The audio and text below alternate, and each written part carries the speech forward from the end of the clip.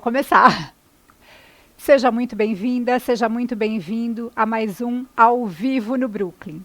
Hoje eu trouxe aqui a doutora Karina, a Juni e a Amanda, e a gente vai falar sobre cuidados paliativos, a gente vai falar sobre os pássaros da nossa região, a gente vai falar sobre uma campanha super legal em cima desses pássaros. Daqui a pouquinho você vai saber mais detalhes. Então fica com a gente. Eu vou começar com os agradecimentos. Eu quero agradecer a CoSecurity, que é a nossa patrocinadora, e eu quero agradecer imensamente a Nalva e a Luciana do estúdio Raio de Luz. Obrigada, eles são os responsáveis por cabelo, maquiagem, manicure. É um super salão que me atende com muito carinho. Desde que eu comecei o programa, eles têm me atendido toda semana. Então, beijo para vocês, meninas. E vamos começar? Primeiro nossa vinheta, e aí eu já vou chamar a doutora Karina Janotti. Nossas ruas foram infestadas por predadores urbanos, que surgem das sombras e atacam quando encontram brechas. Mas estamos mudando este cenário com uma inovação criada pela CoSecurity que já virou tendência na cidade. Nossos totens inteligentes com câmeras de última geração formam uma verdadeira rede de proteção em muitos bairros e estão expandindo a ideia da segurança colaborativa pelo país. Com reconhecimento facial, leitura de placas e integração com Smart Sampa e Muralha Paulista, cada totem vira um guardião de segurança conectado às autoridades em tempo real. Enquanto os criminosos acham que ninguém vê, nosso sistema registra e flagra, transformando imagens em provas que já ajudaram a capturar diversos foragidos da justiça e elucidar muitos crimes. O crime sempre busca o caminho mais fácil.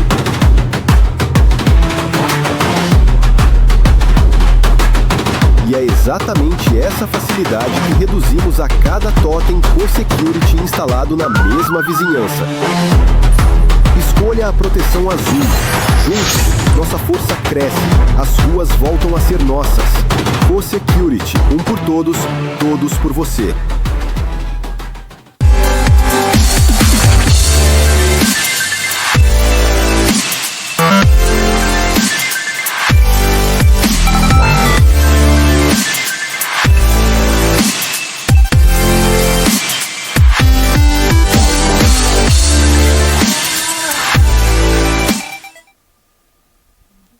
Agora sim, estamos no ar. Eu estou aqui com a doutora Karina Janotti. A doutora Karina já circulou o país inteiro, né?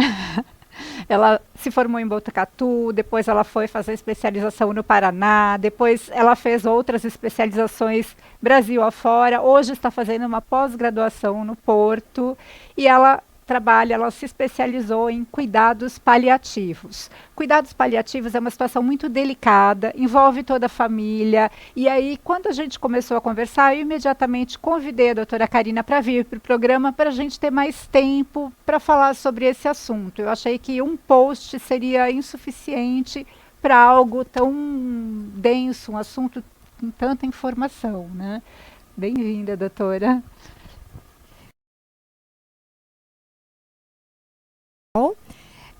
Realmente, eu concordo, é um assunto. Eu acho assim, eu vou falar uma coisa que eu acho que não vai ser novidade para ninguém, mas assim, todo mundo vai morrer, eu, a Cíntia, você que está assistindo a gente, e a gente não quer falar disso. Exato. E aí, quando a gente chega em um momento de intenso sofrimento, a gente não sabe que cuidado procurar e como ser adequadamente cuidado.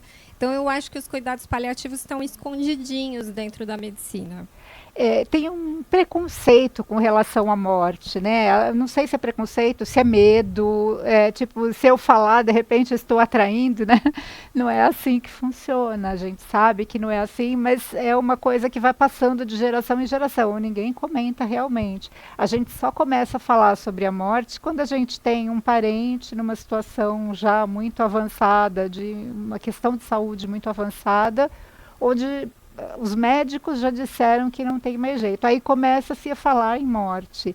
E aí, de uma forma assim, muito sofrida, muito perdida, Então, realmente, a gente não sabe o que fazer, a gente não sabe a quem recorrer. E aí eu queria que você explicasse como é que funciona essa situação, né? Quais são os passos, o que seria o ideal numa condição dessa? Tá, ótimo. Você trouxe várias coisas que eu acho que vale a pena a gente discutir, né? Essa fala que, sim, muitos médicos dizem que não tenho o que fazer. Não existe isso, não tenho o que fazer. Não existe. Talvez, do ponto de vista de cura de uma doença, eu não vá conseguir chegar lá. Mas a função primordial da medicina, e isso se perdeu com o tempo, não é curar, é cuidar. E cuidar, a gente pode cuidar até o último suspiro. Então, sempre tem o que fazer. Dito isso, a gente tem poucos especialistas em cuidados paliativos aqui, não só no Brasil, mas no mundo todo. A gente não dá conta da demanda. Há políticas públicas que vêm principalmente desde 2024, no sentido de ampliar o acesso aos cuidados paliativos e a formação dos profissionais, desde a graduação até profissionais clínicos, médicos de família, que também é minha área. Mas o que acontece? Idealmente, os cuidados paliativos entram para qualquer doença que ameaça a nossa vida. Até algum tempo atrás, isso questão de poucos anos, era considerado para doenças crônicas irreversíveis. A gente pensa principalmente em câncer, né, quando fala em cuidados paliativos. Mas a questão é que a principal causa de morte na nossa população é doença cardiovascular. Isso envolve AVC, que é o famoso derrame, isso envolve infarto, que tem, consequentemente, insuficiência cardíaca. Todas essas condições, os cuidados paliativos tratam. Mas aí, de uns anos para cá, a gente começou a entrar também no âmbito de doenças mais agudas. Por exemplo, um acidente em que a pessoa foi lá para a UTI, vai ter uma recuperação prolongada, e aí tem um médico olhando para a fratura, tem um médico olhando para o trauma do abdômen, tem um médico olhando para o cérebro, mas não tem ninguém exatamente olhando se o paciente está com dor, se ele está com falta de ar, se ele está angustiado, como é que está o sono. Então, os cuidados paliativos entram quanto mais precoce possível no curso de uma doença que ameaça a vida, seja ela aguda ou crônica. Então, aquela pessoa que tem, por exemplo, um diagnóstico de câncer, que tem até um potencial de cura, mas se eu entro lá no começo para ver como que está sintoma, como que está efeito colateral da medicação, eu entro como uma equipe parceira. Então, a gente tem até alguns gráficos que mostram que, no princípio, o mais importante é a cura. Mas a gente está ali com os cuidados paliativos. Conforme evolui o tempo, a possibilidade de cura vai diminuindo, porque todos nós envelhecemos e morremos. E aí, a atuação dos cuidados paliativos aumenta. Mas imagina, se eu já sou a médica que te acompanha há muitos anos e você confia em mim, você sabe que eu controlo bem seus sintomas, que eu valorizo suas crenças, seus objetivos de vida. Então, quanto antes a gente entrar, melhor. A gente tem a falsa impressão de que cuidados paliativos já é à beira da morte. Tanto que tem hospitais aqui na região de cuidados paliativos e as pessoas comentam isso. Entrou lá, não sai mais, né? Entrou lá, é o fim e tal. Então as pessoas têm muito medo dessa situação, porque o fim é uma coisa assustadora. A gente não sabe o que vai acontecer, a gente não sabe o que vai ser. Um mistério uma incógnita. Muito grande, né? É uma incógnita. Então. E aí as pessoas têm esse receio. Então, quando falam em cuidados paliativos, elas já imaginam, acabou, minha vida terminou. E agora você trouxe exatamente o oposto. Os cuidados paliativos não são o fim, eles são um meio, né? Exatamente. Eu já tive contato com pacientes em cuidados paliativos por câncer de mama, por exemplo, há 10 anos. E a tecnologia evolui. Então, às vezes, no momento em que você teve um diagnóstico que era muito ameaçador e que não tinha uma perspectiva de cura, você entrou em cuidados paliativos, mas essa cura surgiu. É uma possibilidade isso também. E olha que interessante. Tem estudos em várias áreas, mas um estudo clássico é de pacientes com câncer de pulmão. Era um tipo de câncer bem grave, bem avançado. Um grupo de pacientes fez o tratamento habitual com quimioterapia e tal. Outro grupo fez, entre aspas, tá? Porque eu não gosto de usar esse termo, mas só cuidados paliativos. Sim. Sabe que grupo que viveu mais? O que fez cuidados paliativos, porque envolve a gente ver o paciente como um todo.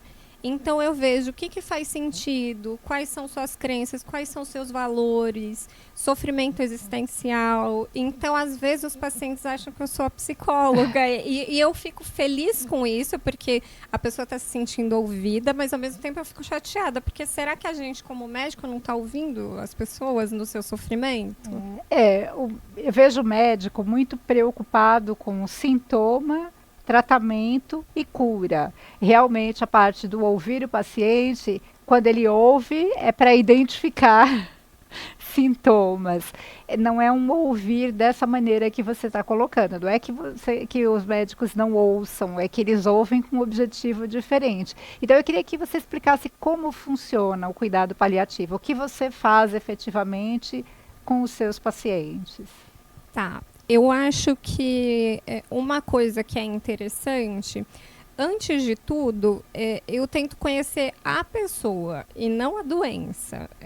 O foco muda. Isso tanto nos cuidados paliativos quanto na medicina de família. Eu costumo fazer uma mini biografia. Tá, onde você nasceu, por que você mudou para cá, ou já nasceu aqui, tinha família aqui. Com quem você mora, com quem você gostaria de partilhar esse momento, porque tem gente que quer contar para outras pessoas o que ela está passando, tem gente que não. Você trabalha, você não trabalha? Já tive paciente internado em últimos dias de vida e a pessoa estava preocupada porque era uma pessoa que trabalhava no mercado imobiliário e ia vender uma casa e assim... será que ele entendeu? Então, como que essa pessoa está se sentindo? Como que ela está vivendo esse momento? E eu chamei atenção para esse caso porque, assim, se você tivesse uma situação em que você tivesse pouco tempo de vida, você não gostaria de investir naquilo que é melhor para você, nos seus valores, na sua família? Não sei. Cada um, mas assim, as pessoas têm o direito de saber disso também. Não que eu vá saber, você tem tantos dias, tantas horas, isso é coisa de filme. Mas assim, então eu vejo o que essa pessoa tem de valor. Porque se, por exemplo, para você é fundamental beber sua cerveja, por exemplo, não estou estimulando as pessoas a beberem, tá, gente? Mas se isso é fundamental para você... Eu já sei que eu não posso passar um remédio que você não possa tomar junto com a cerveja, entendeu? Se isso for fundamental para você. Então, o que é fundamental? O que essa pessoa tem de valor? Quais são os medos, as angústias dela? E aí eu vou ver o que ela tem de sintoma.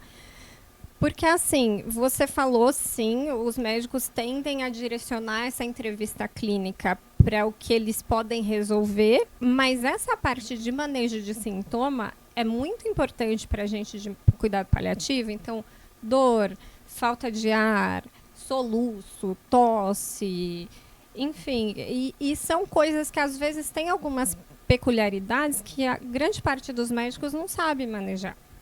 Então, eu vou ver o que está te incomodando. Às vezes é coceira. Sim. Ou, às vezes, é algo psíquico que a pessoa nem sabe, naquele momento, colocar em palavras. E eu não estou querendo dizer que é um transtorno psiquiátrico. Não, às vezes é uma resposta adequada naquele momento e que a pessoa pode ou não precisar de ajuda.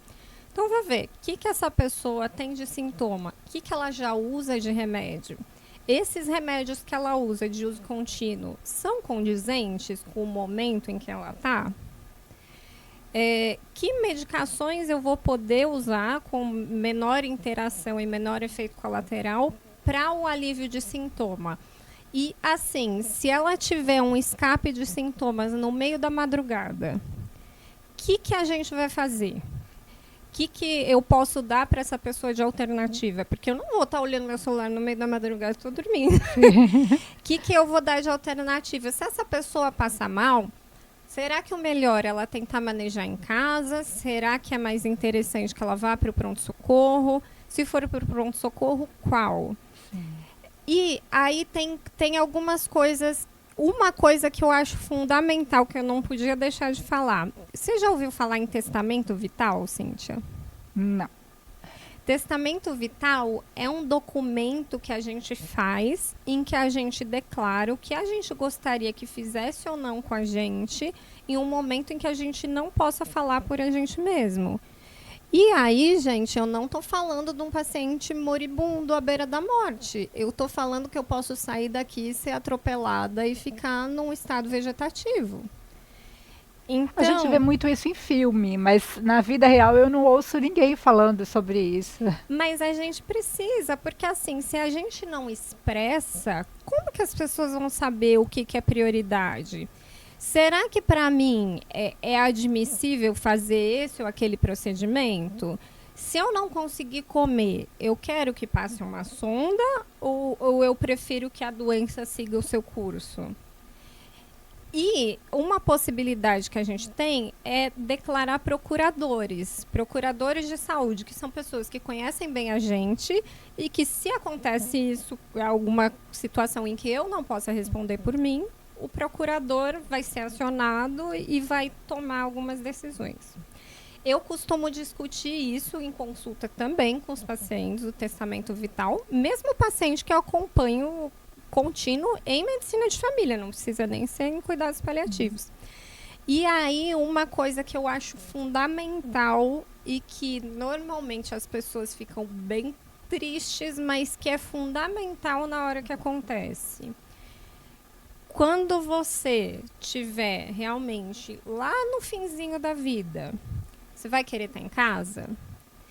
Se não for possível estar em casa, por exemplo, porque os sintomas não tinha como controlar em casa, você vai querer estar em um hospital? Você já pensou em qual? Se você falecer em casa, quem que vai fazer a declaração de óbito? Que eu ia falar, se você escolhe casa, é uma complicação, né? Eu acompanhei uma situação onde a pessoa faleceu em casa e foi um drama porque precisou que um médico atestasse, porque quando acontece no hospital os trâmites já são automáticos. Quando acontece em casa tem toda uma situação que a família não está preparada, ela não tem ideia do que fazer quando a pessoa morre em casa. E é essa parte da minha função também. As pessoas ficam muito tristes, mas não sei o que acontece, que a minha última paciente que faleceu em casa, eu estava de férias. Só que como eu sei que essas coisas acontecem, eu conversei com a filha dela e falei das possibilidades. E tudo transcorreu tranquilamente. O que é importante é ter uma equipe acompanhando. E aí a gente fala das alternativas e das possibilidades.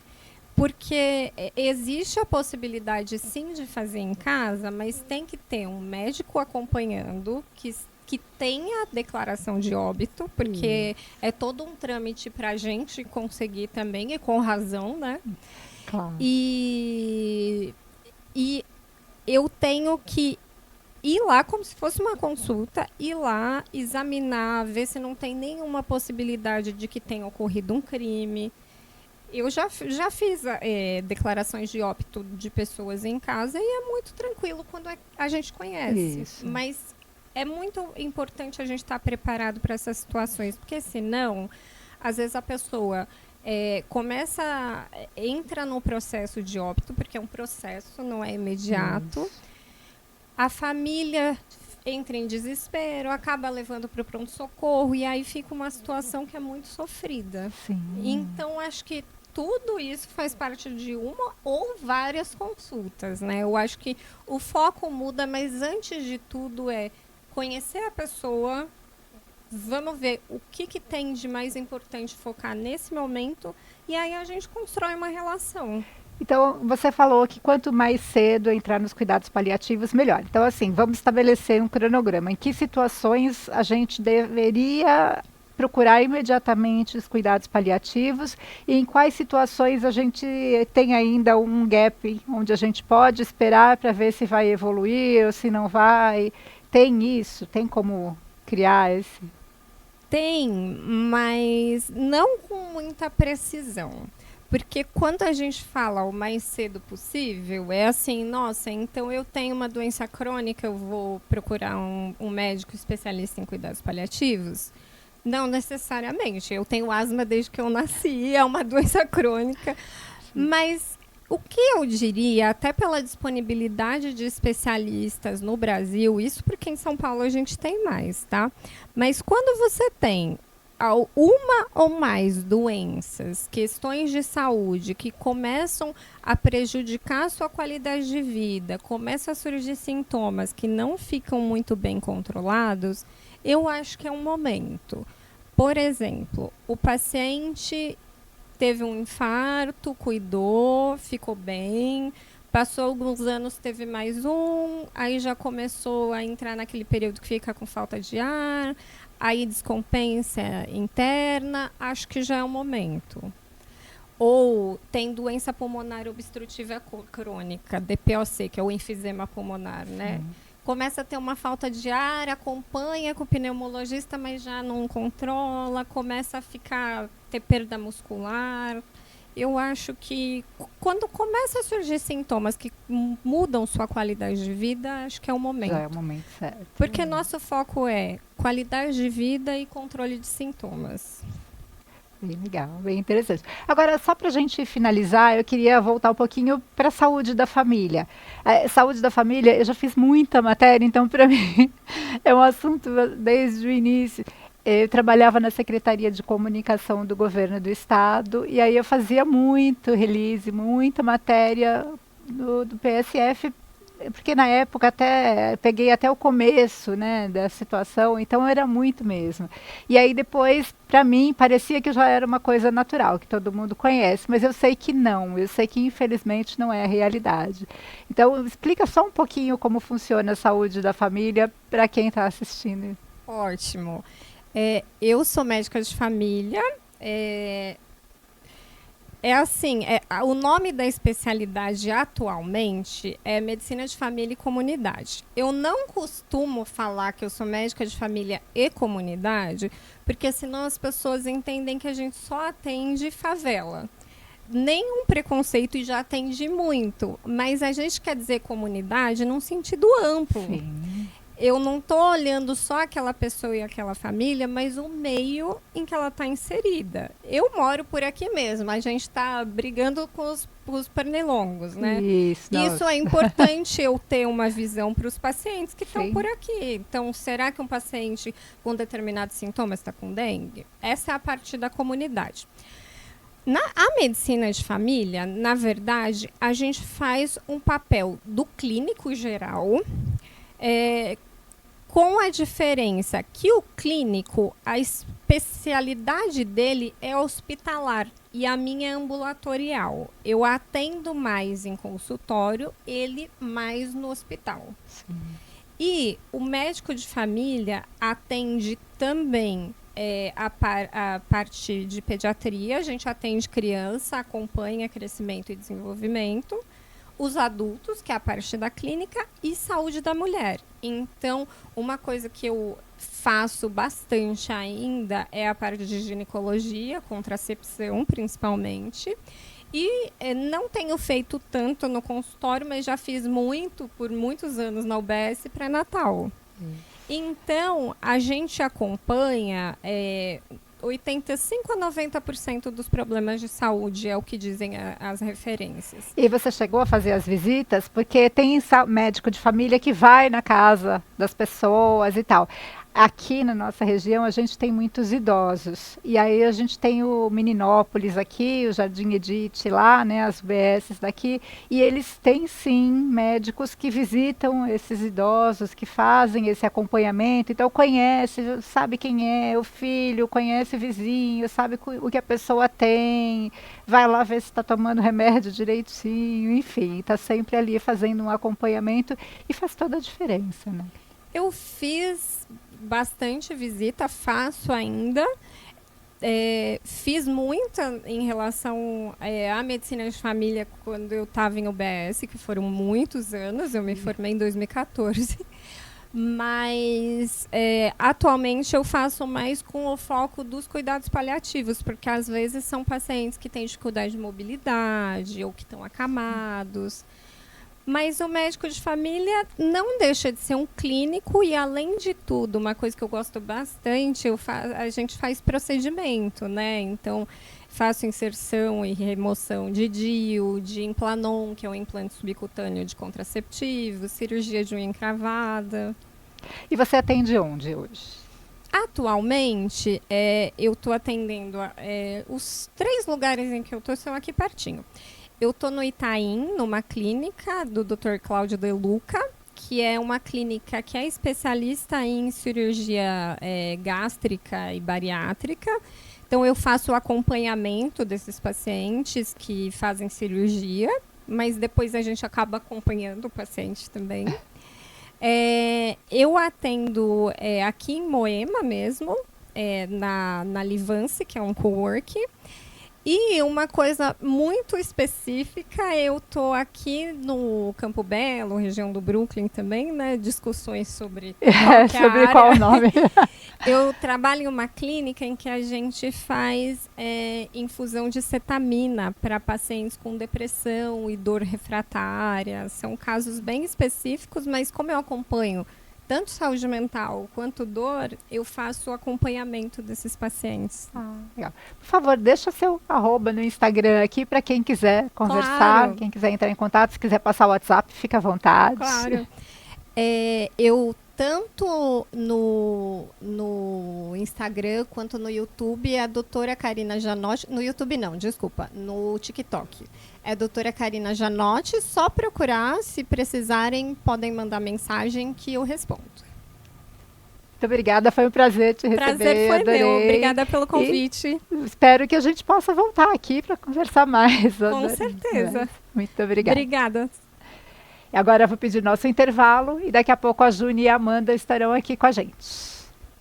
É o seguinte, nesse Dia das Mães, acabou a fofura. Na Casas Bahia, a gente apoia toda mãe a fazer igual os filhos quando quer um presente. Pode se jogar no chão, pode espernear e pode exigir ganhar tudo o que você quer. Porque na Casas Bahia, os preços estão no chão, danadas. Pode pedir TV, geladeira, fritadeira, smartphone e até os móveis pra renovar sua casa. Ai, mas eu não tenho cartão. Não tem problema. Dá pra pagar em até 24 vezes no carnê Casas Bahia e sem entrada, ó que maravilha! E com o primeiro pagamento só daqui a 60 dias! Fala com seu vendedor aqui ou corre pra loja. E se você é mãe, manda esse vídeo pros seus filhos, mas ó, já manda fazendo birra pra eles comprarem logo. Adoro! Dia das Mães, Casas Bahia! Dedicação total a você!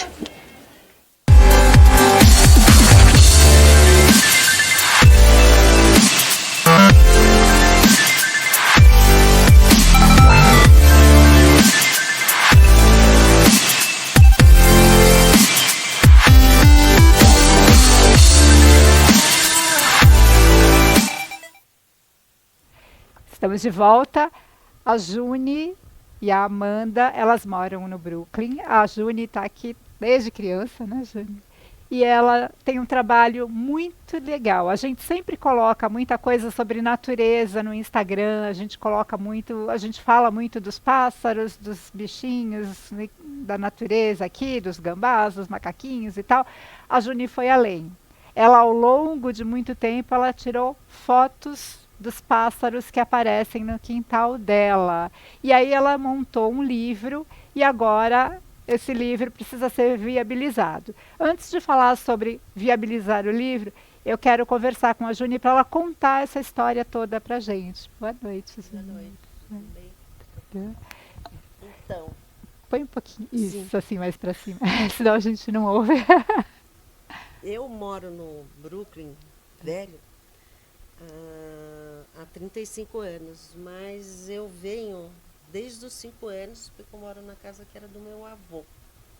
E quando ele construiu, não tinha nada, era rua de terra, eram pouquíssimas casas que tinham no Brooklyn. E daí eu comecei a observar as aves e me interessei. E fui pesquisar, porque eu não conhecia todas as aves que apareciam, e eram muitas. E eu vi uma entrevista, acho que foi na TV Cultura, pode falar? Claro. Mas, Aqui a gente não tem concorrente, a gente só tem então, colaboradores e amigos. e aí eu vi uma pessoa falando de um grupo de observadores de aves, que chama CEL, Centro de Estudos Ornitológicos. E aí eu fui numa palestra que eles davam sempre e me interessei e fui aprendendo. E tanto que eu vi o primeiro. E naquela época era muito difícil você ter um livro de campo para você identificar as aves. E esse daqui foi meu primeiro livro de campo.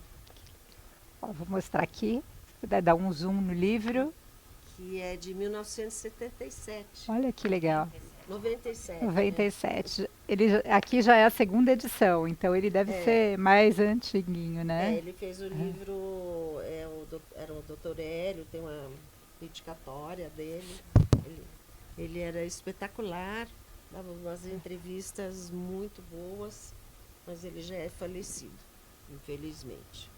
E esse foi meu primeiro guia de campo. E são as aves básicas. Segura para mim aqui. As aves básicas da cidade de São Paulo. E que muitas já apareceram no bairro. E quais são as principais aqui do bairro? Quais as que mais aparecem? Em casa eu posso falar que é o sabiá laranjeira, o bem-te-vi e aquele sanhaço cinzento. Certo, Esses são os principais, os que eu mais vejo. São, Fora são, isso, eu não sei os nomes. São os mais comuns, né?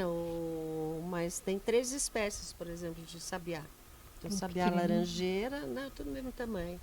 Laranjeira, o sabiá do barranco, ou branco, que para mim é o mais feio, que ele é só um marrom, assim, com a barriga meio branca. O laranjeira é aquele gorducho que não tem medo da gente. E que canta de madrugada, que ninguém reclama, que não pode... Ai, eu gosto. E aí tem o sabiá una, que é todo preto, com bico amarelo. E tem o sabiá de coleira, tem vários tipos de sabiás, mas as pessoas não sabem, então só identificam o laranjeira. E cada um tem a sua vocalização. Então, às vezes, você identifica a ave pela vocalização. Isso é mais difícil. Eu mesmo conheço só algumas. O sabiá eu conheço bem. Em casa tem um pé de pitanga. Então os sabiás frequentam. Agora com os macaquinhos deram uma sumida, mas logo os macacos sobem e eles voltam. Então eles já fizeram um ninho em casa, eles estão sempre lá. Quando é época de pitanga, eles ficam ali e aí logo em seguida vêm os filhotes e aí vem o canto deles. É um canto muito lindo. Antes, né? Eu não sei exatamente, eu sei que ele canta, né? E o canto é assim, é digno de nota, sabe? Não, eu adoro, mas tem gente que reclama muito.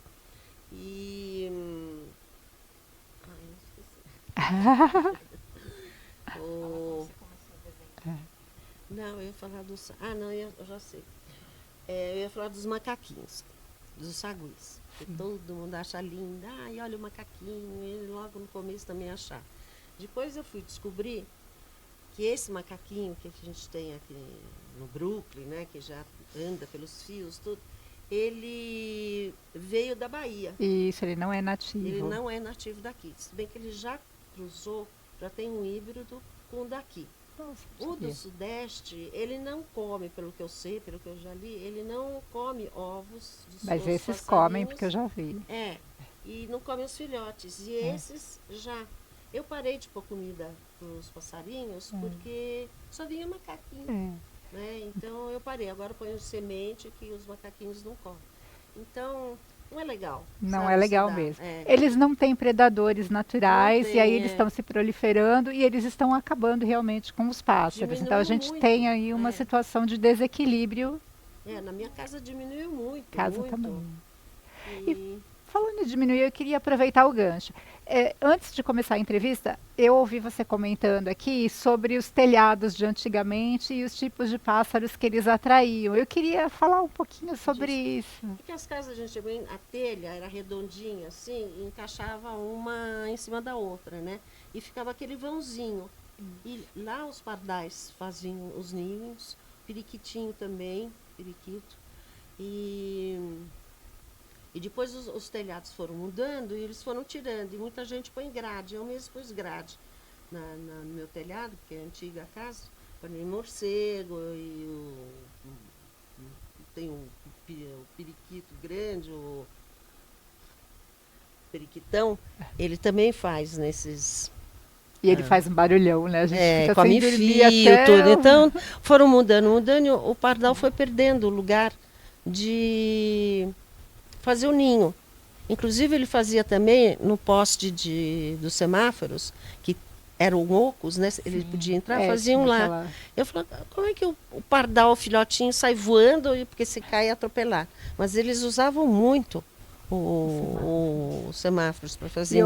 E agora é fechado. E agora não estão... Na cidade de São Paulo, no interior ainda acha bastante, em alguns parques ainda tem, mas, por exemplo, no Brooklyn não tem mais.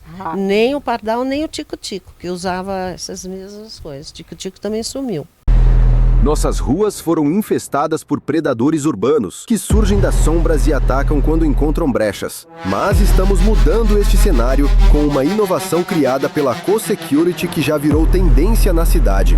Nossos totens inteligentes com câmeras de última geração formam uma verdadeira rede de proteção em muitos bairros e estão expandindo a ideia da segurança colaborativa pelo país. Com reconhecimento facial, leitura de placas e integração com Smart Sampa e Muralha Paulista, cada totem vira um guardião de segurança conectado às autoridades em tempo real. Enquanto os criminosos acham que ninguém vê, nosso sistema registra e flagra, transformando imagens em provas que já ajudaram a capturar diversos foragidos da justiça e elucidar muitos crimes. O crime sempre busca o caminho mais fácil.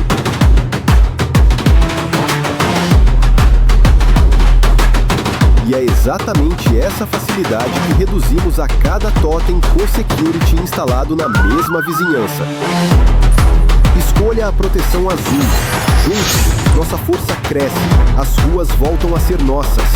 Co-Security, um por todos, todos por você. A gente teve alguma questão técnica, estamos de volta e a gente estava aqui olhando os pássaros. Esse aqui, ele parece o bem-te-vi, só que ele é minúsculo. Ele é piquititico, como é que ele chama? Cambacica. Cambacica. Aí, ela trouxe aqui, olha, a Juni. Esse aqui é um da família do bem-te-vi, só que o nome dele é Neném. Neném. Ele não canta bem-te-vi, ele canta Neném, mas ele lembra. Esse é o bem-te-vi que a gente está acostumado, que tem em todo lugar. Esse também? Esse é o bem-te-vizinho de penacho vermelho. Bem-te-vizinho de penacho vermelho. Ele é menor que o outro? É menor. Ele tem um penacho aqui. E esse é o sabiá. Sabiá? Do campo? É. Esse eu tenho um McDonald's perto da minha casa, ele vive lá. Porque ele sabe que sempre sobra alguma coisa para ele comer. É verdade, até os hábitos deles mudaram, né? Antes eles comiam eles se adaptam, frutas, né? E tal, agora eles comem o que eles encontrarem. Esse é outro tipo de sabiá, sabiá de coleira. Ai, parece que ele tem uma gravatinha bonitinha. Esse eu chamo de sabiá bravo, que ele tem uma cara de bravo, mas é o sabiá que eu esqueci. Mas ele tem um nome oficial que aqui parece realmente ele tem carinha de bravo. A turma, meus amigos vão, ai, que absurdo, você esqueceu o nome. Não tem problema, a gente esquece mesmo. Mas conta pra gente, como é que você... Deixa eu só contar aqui, os desenhos, eles são de uma riqueza de detalhes, que você vê a sombra da peninha, pena, que não dá pra pegar, assim, até a textura deles, ele é fofo aqui. É uma É delícia. lápis de cor, né? É lápis de cor. É. E aí eles têm uma riqueza de detalhes impressionante, eles têm as cores muito, muito realistas. E aí eu queria saber quando você começou a desenhá-los e por que você optou por desenho em vez de foto. Isso aqui é um pica-pau, a gente tem esse pica-pau na região, ele já esteve inclusive na minha casa visitando a minha pitangueira. É pica-pau de banda branca. Ele é muito lindinho. Então, eu não tenho máquina fotográfica, eu tenho muitos colegas que têm, a grande maioria dos ornitólogos e fotógrafos que tiram fotografia de aves. É uma super máquina, é grande, tem que ter o zoom, a lente grande, eu acho pesada, eu nunca me interessei. Eu filmava de vez em quando eu viajava, onde eu ia, eu filmava para poder identificar depois. Mas eu sempre gostei de desenhar. Lá em casa todo mundo é meio artista, então eu sempre gostei de desenhar e resolvi desenhar. E aí eu achei uma professora, que eu nunca tinha desenhado antes, que é incrível, a Cristiane Gardim, e comecei as aulas com ela e fui indo e desenhei. Quando eu fiz o levantamento, chegou a mais de 100 aves. Mas não fiz todas, porque muitas sumiram, não tenho, apareceram uma vez só. Uma que eu fiz que apareceu uma vez só foi o Tchê-sangue. Não sei se você conhece. Não conheço. O Tchê-sangue. O Tchê-sangue é muito comum no litoral. Em Ubatuba, Caraguatatuba, São Sebastião, Ilhabela. E eu vi ele uma vez no Parque Ecológico do Tietê. Eu estava levando um grupo de holandeses para ver os passarinhos. Tá aqui. E esse aí eu tenho uma história. Eu estava deitada no sofá com febre e eu tinha um comedouro ainda. E eu olhei o comedouro, eu estava deitada e eu vi esse passarinho vermelho. Levei um susto, fui ver, era o Tchê-sangue. Mas ele apareceu realmente uma vez só na minha casa, mas eu resolvi pintar ele. Ele é lindo, né? Porque ele é maravilhoso. Realmente. E Então, e aí você decidiu colocar num livro, quantos pássaros tem no seu livro? são 64 aves. São as aves mais comuns aqui em São Paulo. Seria 70, né? Mas a gente tirou algumas, né? E pode até ser mais de 70, sabe? Porque eu não tenho mais andado muito pelo bairro. Mas ainda às vezes escuto um canto diferente, vou ver o que é, daí mais uma para para coleção. para pintar. Então tô meio parada, mas os passarinhos vão e voltam, é assim, impressionante. Antigamente não tinha papagaio Agora tem. em São Paulo, agora tem bandos de papagaio. Tem arara, elas passam fazendo um barulhão, né? Tem arara. Um casal que o periquitão, que é esses que comem fio, que não sei. Nossa, antigamente também não tinha, são novos. Tem muito no interior, tem muito. E agora não, agora sumiram todos. Sumiram não. Apareceram um monte, em né? São Paulo. Né? Deixa eu pensar outro que tinha. O tico-tico, que tinha bastante em São Paulo, esse sumiu. No Brooklyn eu nunca mais eu vi. O pardal, né? E outros bonitinhos, tem o saí, o monstro saí azul. Mesmo as andorinhas, a gente tinha bastante, agora eu vejo tão pouca andorinha. Tem a andorinha pequena da casa, que ela sobrevoa e come os mosquitos, né? O azul? Não é esse? Não. Você sonhar. O azulzinho, bem pequenininho. Olha que lindo. Tem que parar um pouco. Deixa eu colocar aqui que o zoom aqui fica melhor. Esse é o macho, que é todo azulzinho, e a fêmea é toda verdinha clara, só com o topetinho verde. É muito bonitinho. Esse vivia no comedouro de frutas. Ele é realmente lindo. De beija-flor também. tem. É muito pode ser, ele é pequenininho, bem os ovos pequeno. bem pequenininhos, o macaco deve ter afugentado. E eu tenho o privilégio de morar numa casa que era do meu avô. Meu pai plantou um monte de árvores, eu também plantei árvores. A gente tem 2 araucárias, mangueira, carambola. Então tudo isso atrai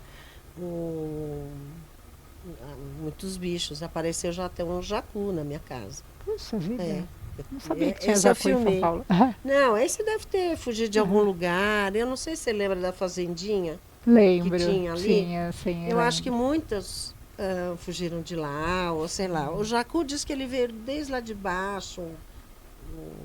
Não sei de algum lugar que ele veio. O Urutau, a Mãe da Lua, você conhece esse? Não conheço. Que tem um canto muito sinistro, sabe? E que as pessoas se assustam. E ele fica imóvel durante o dia, parado.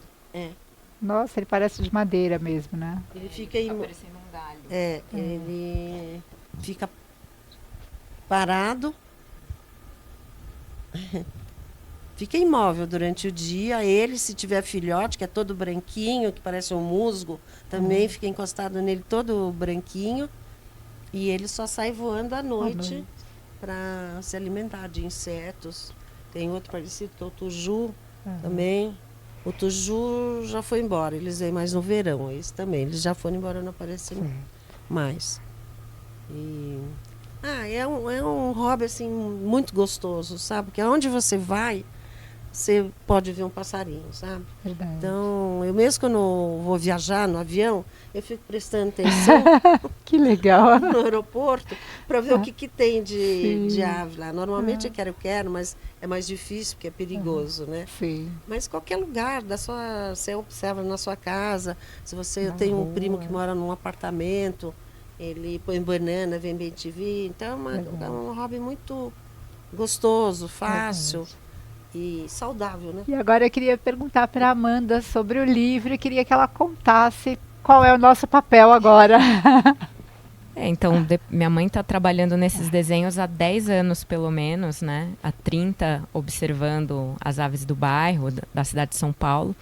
Então, aí a gente teve essa ideia de vamos fazer um livro com isso, né? Porque além dos desenhos serem muito bonitos, né? Como você falou, e viu, acaba sendo também um livro que é um testemunho da biodiversidade que a gente ainda tem na cidade de São Paulo, né? Mais especificamente na nossa região. Na nossa região né? do Brooklyn, exatamente. E aí, então, a gente resolveu fazer, só que fazer um livro não é algo barato, né? E a gente quer fazer um livro bem feito, bem impresso, para que não perca a qualidade desses desenhos e tal. Então, a gente falou com uma designer que a gente já tem o design do livro, né? A gente fez orçamento de custo de impressão, tal. Fizemos uma reprodução dos desenhos em fotografia, também precisa ter alta resolução e tudo isso tem um custo. Sim. E aí a gente achou que a melhor coisa seria fazer uma dessas vaquinhas virtuais, um crowdfunding, assim. E a gente pesquisou e estamos fazendo essa campanha pela plataforma da Benfeitoria. E aí eu posso Pode, por falar? favor. Então, eu preciso que você fale, explique direitinho como funciona, Tá. porque a ideia é que a gente se una para ajudar, porque é Sim. legal para todo mundo esse livro. Essas campanhas normalmente elas têm um tempo, né, de 2 meses. Já passou 1 mês e 1 semana, então a gente tem mais que só 3 correr. semanas. A gente está em 45% do valor até agora, que já é bom, assim, mas nessas 3 semanas finais a gente tem que dar um gás. E aí você pode, quando você entra ali no site da Benfeitoria, dentro do nosso projeto, você tem 2 opções. Vai ter um botão vermelho escrito apoiar ou um doação por Pix. O doação por Pix é doação. Você doa qualquer valor que você queira. O apoiar vai te levar para uma outra página que você pode escolher recompensas. Então, por exemplo, além do livro, você pode comprar o livro, né, uma pré-venda do livro, porque ele não está pronto ainda. A gente precisa acabar a campanha e aí imprimir o livro e aí a gente entrega por correio. Você pode comprar o livro na pré-venda, 1, 2 exemplares. Você pode comprar um desenho original também. Aí a gente também fez cartões postais. Então, um conjuntinho de 3 cartões postais, que é R$60, que aí é um valor mais barato para quem não tem muito... Qual o valor do livro e qual o valor do desenho? O valor do livro é R$150, que é o valor de custo, né? Essa campanha, assim, minha mãe não está lucrando ela nada. Só quer imprimir. É só para imprimir Isso. mesmo, assim. Então é R$150 o custo do livro, e que vai ser um livro tipo para você ter assim na mesa, na sala, né? Um livro, um coffee livro de book. arte, Livro porque de é arte. um livro de arte Exatamente. mesmo. E, gente, produzir um livro colorido já é caro. Exato. Produzir um livro colorido de arte É. é muito caro. Então, caro. R$150 Mas realmente vai ser um livro valor especial, bastante... e que assim, por mais que minha mãe fale que não vai ser um livro de campo, eu acho que ainda é um livro que você consegue identificar aves do seu jardim, que passa na sua janela, né? Tem isso. Então é R$60 o conjunto de 3 cartões postais. Aí a gente vai fazer uma edição de uma dessas imagens, sei lá, uma edição de 25, 30, assinada pela minha mãe, que é R$90. O livro é 150. E aí você pode ter kits, tipo kit cartão postal, print, livro, e o desenho original é R$600. E você pode também comprar, por exemplo, um desenho original e o livro. Né? Tem vários kits diferentes ali para todos os bolsos. Todos os gostos e bolsos. Exatamente. E aí, se você falar, não, eu não sei o quanto eu vou dar, eu não posso dar tanto, então vai na doação. Exatamente. Aí você pode doar 15, 20, 50, 30, quanto você puder. Tem várias doações lá de R$30, tudo ajuda a gente.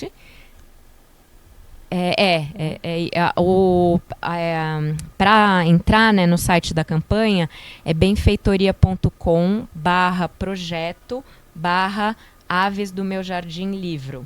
Ou livro Aves do Meu Jardim. Então, depois eu coloco no destaque, vou pegar, vou pôr no story e aí vou Uhum. deixar nos destaques até o fim da campanha. Tá. Porque aí quem quiser já tem o link. Sim, a gente tem um Instagram também que a gente Isso, fez, que a então. gente está colocando os desenhos lá, que é livro Aves do Meu Jardim. Perfeito. E aí lá também tem informação, tem o link, eu tô postando todo dia alguma coisa pra gente conseguir.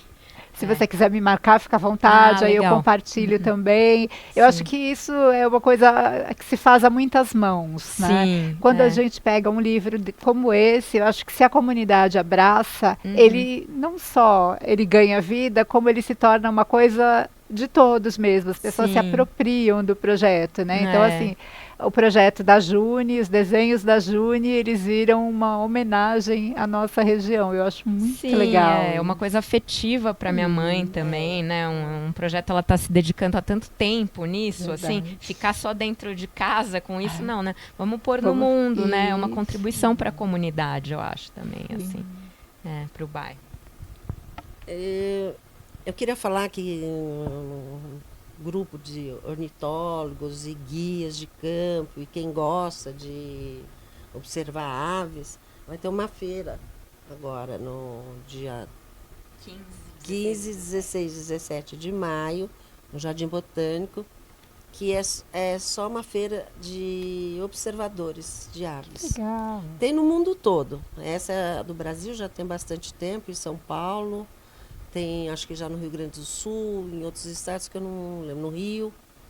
E é um mundo novo para quem quiser conhecer. E tem várias... Não é o Global Birds, esse sábado agora, mãe? O quê?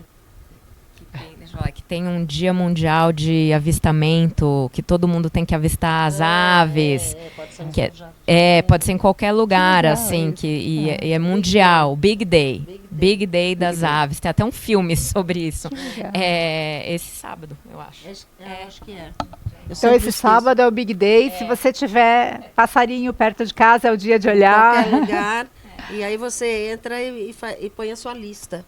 Tem que entrar nesse Big Day.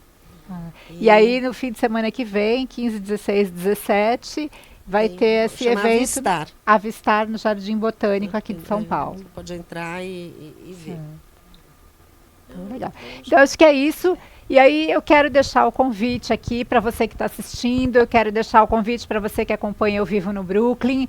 Entra na vaquinha, entra no benfeitoria.com/projetos/livro Aves do Meu Jardim, e aí vamos colaborar. É um projeto de uma pessoa que vive no Brooklyn, para quem vive na nossa região, e sobre os pássaros que vivem por aqui. Então, eu acho que tem tudo a ver com a gente, acho que tem tudo a ver a gente participar desse projeto e torná-lo realidade, né? E a Junita aqui vai ser uma homenagem muito legal para ela e dela para a gente.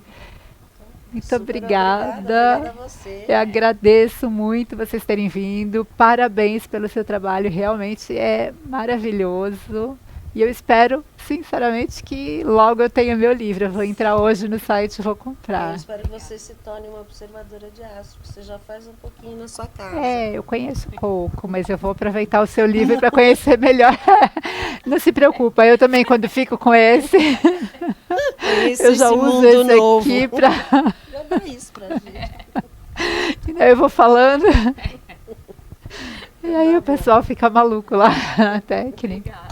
Então, gente, muito obrigada. E agora com as aves da Juni, a gente termina mais um ao vivo no Brooklyn. Boa noite e até quarta que vem. Eu vou passando assim, pode tirar da ordem? Só passando aqui para a gente terminar. Ai, que lindo.